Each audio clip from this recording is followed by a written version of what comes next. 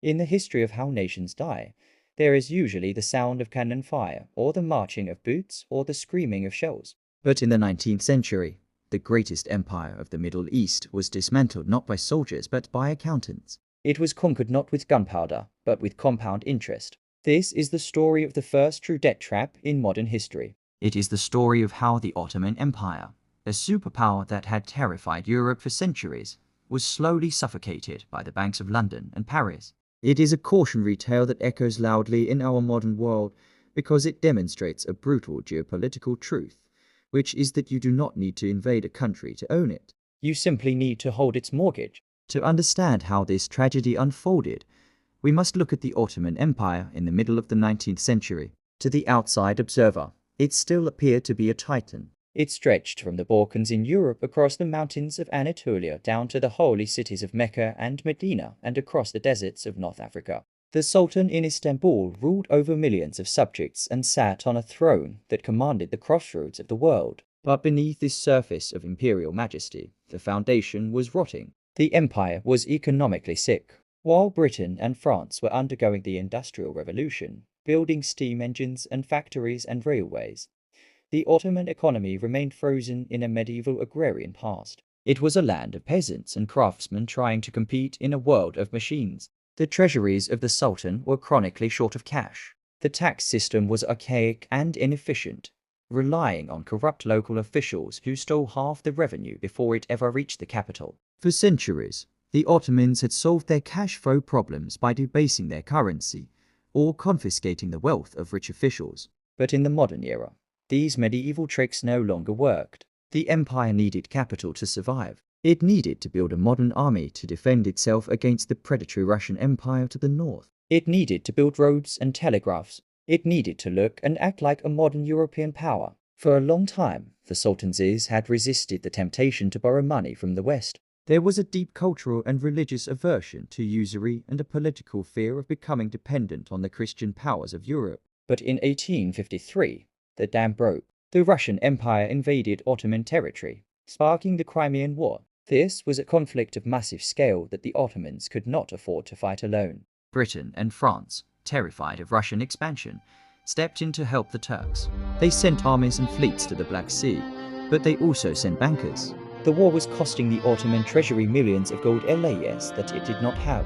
The soldiers needed to be paid, the cannons needed to be cast, and the ships needed to be provisioned. The Sultan Abdul I was desperate. His advisors told him there was no other choice.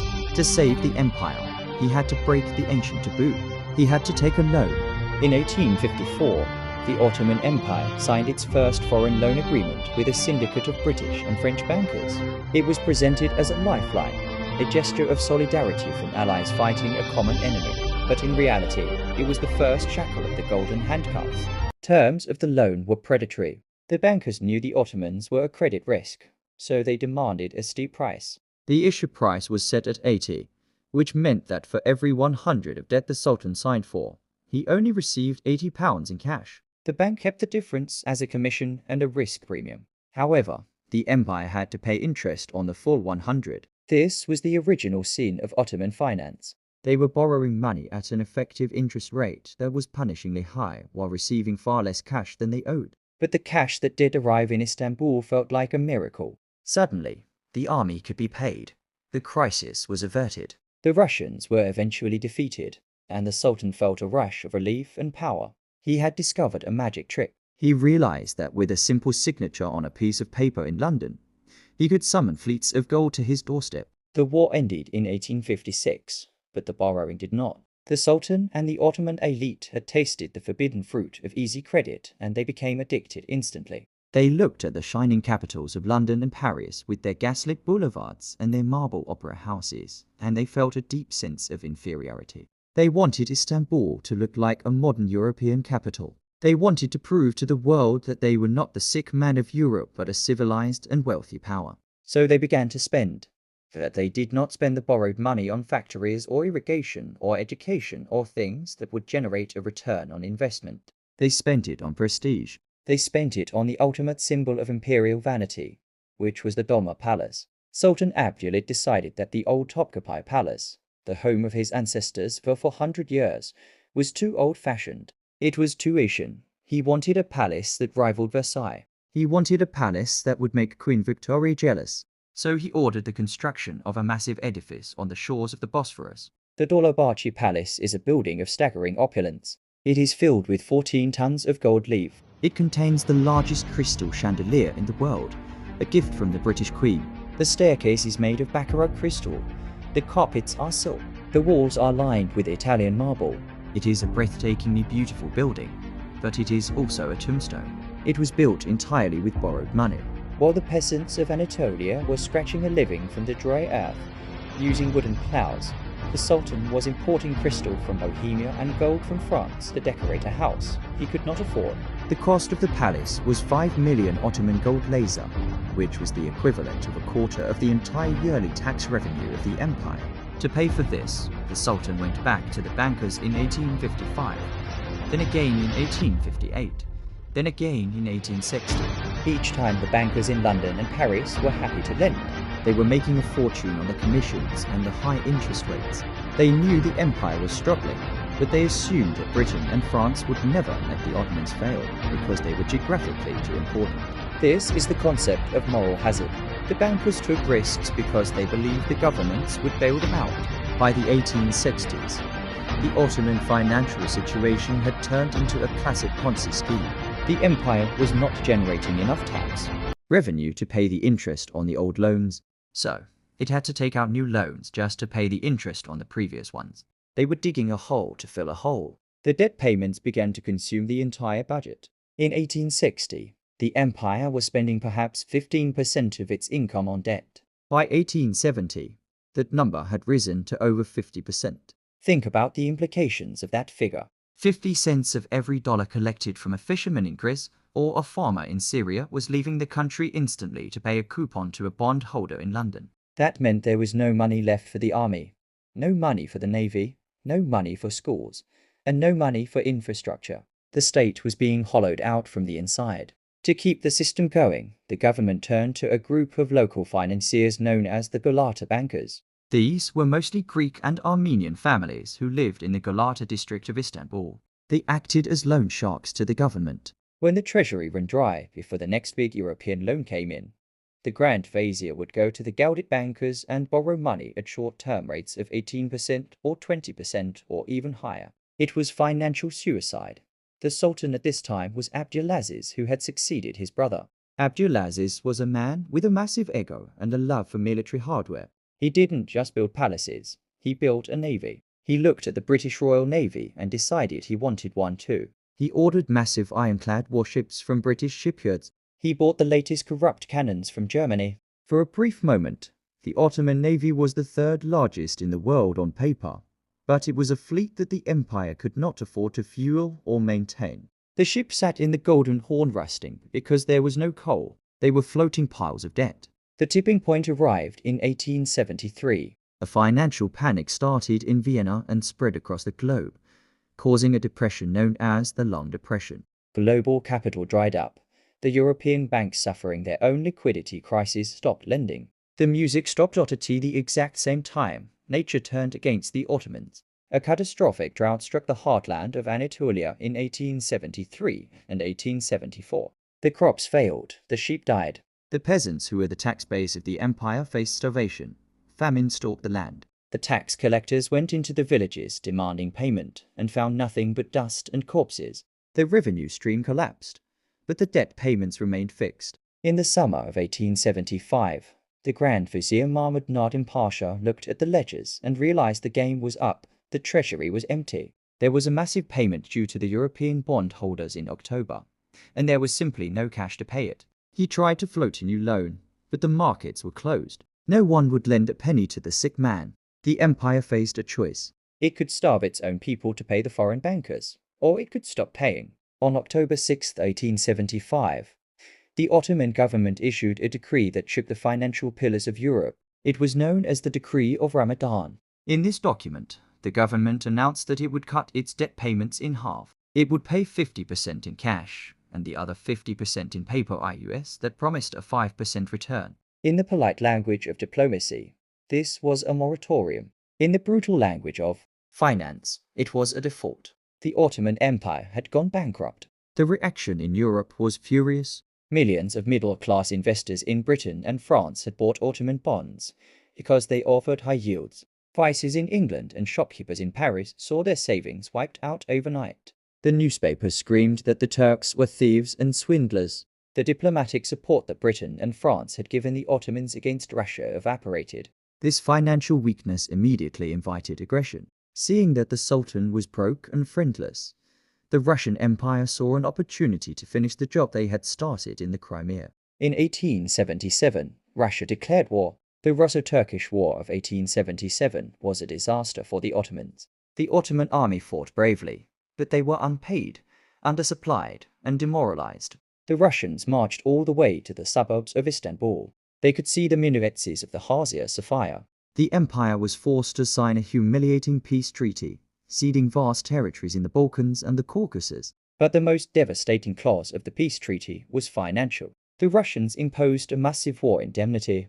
They demanded that the Ottomans pay them over 800 million francs as punishment for the war. Now the Ottoman Empire was in a truly impossible position. It owed hundreds of millions of pounds to the British and French bankers, which it had already defaulted on. And on top of that, it now owed a massive war debt to the Russian Tsar. The total debt load was now far greater than the entire value of the Ottoman economy. The empire was insolvent. It was defenseless. It had lost its credit, its territory, and its dignity. The Sultan Abdul-Hamid II, who had ascended the throne during this chaos, sat in his palace knowing that he was the ruler of a corpse. He waited for the European powers to carve up his lands. But the British and the French had a different idea. They didn't want to conquer the Ottoman Empire territorially. That would be messy and expensive. It would require armies and administration. They had a much smarter idea.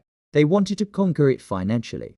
They realized that if they simply annexed the Ottoman economy, they could extract wealth indefinitely without the hassle of governing the people. In 1881, the representatives of the European bondholders came to Istanbul. They were not generals, they were bankers. They carried briefcases, not swords. They sat down with the Ottoman officials and dictated the terms of surrender. They weren't asking for land. They were asking for the cash flow. This negotiation led to the Decree of Muharrem issued in December 1881. It was the death certificate of Ottoman independence and the birth certificate of the debt trap. It established an organization that was unique in the history of imperialism. It was called the Ottoman Public Debt Administration, or the OPDA. This was the mechanism of the soft conquest. The OPDA was not a government agency.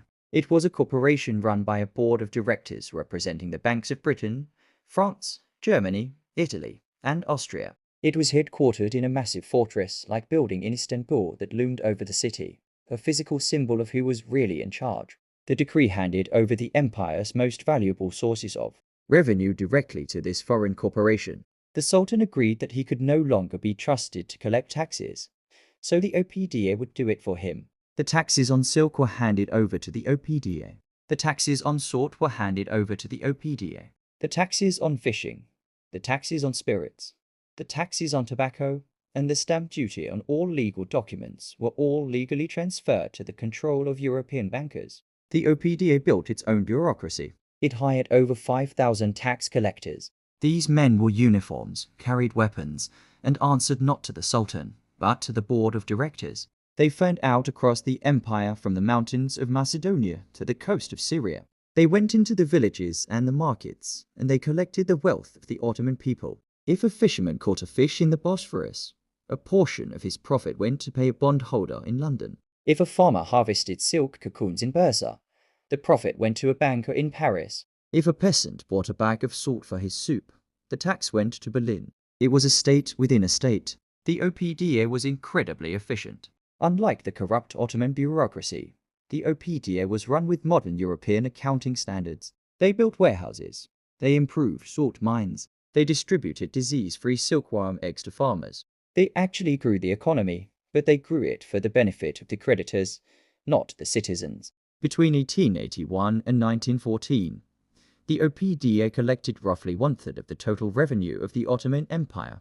Think about that figure. 1 out of every 3 coins generated by the economy was siphoned off and sent abroad to service the debt.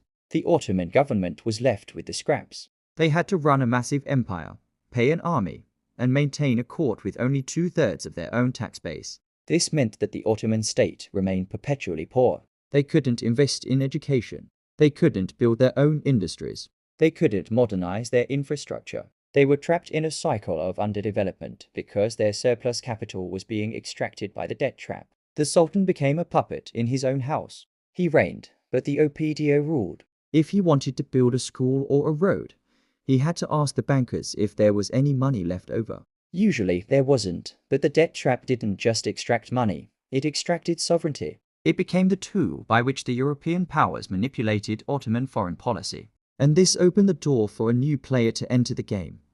A player that would lead the empire to its final destruction.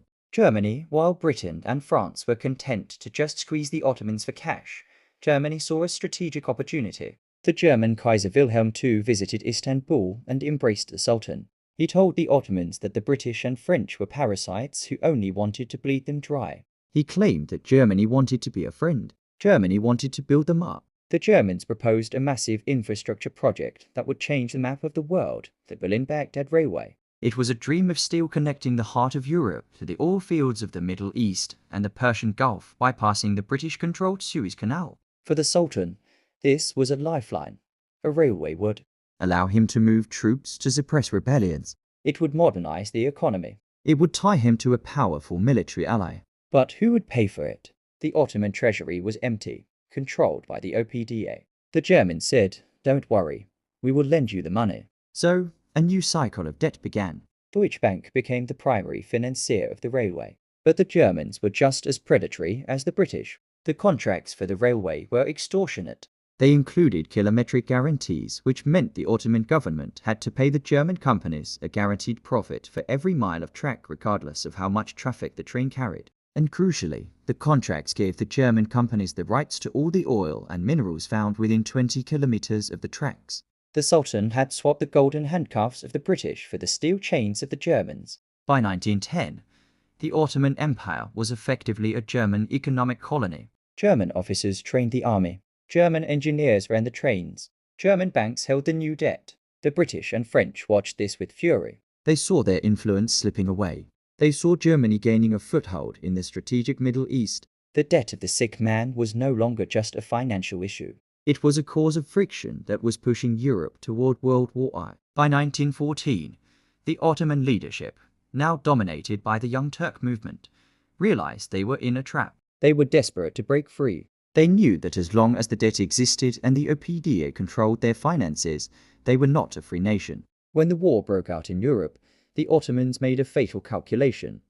They joined Germany. They believed that if Germany won the war, they could cancel the debts to Britain and France. They could abolish the OPDA. They could regain their financial independence. It was a gamble of everything or nothing. On the day they declared war, one of the first things the Ottoman government did was march to the headquarters of the OPDA in Istanbul. They expelled the British and French directors. They stopped the payments to London and Paris. For a brief moment, they felt the rush of freedom. But the gamble failed. The war was a catastrophe. The empire was destroyed, but the debt survived. When the Turkish Republic was founded by Mustafa Kemal Ataturk in 1923, after a brutal war of independence, the European powers returned with their ledgers. At the Treaty of Lausanne, the British and French demanded that the new Turkey pay the debts of the dead empire. They argued that Turkey was the successor state. You inherited the land.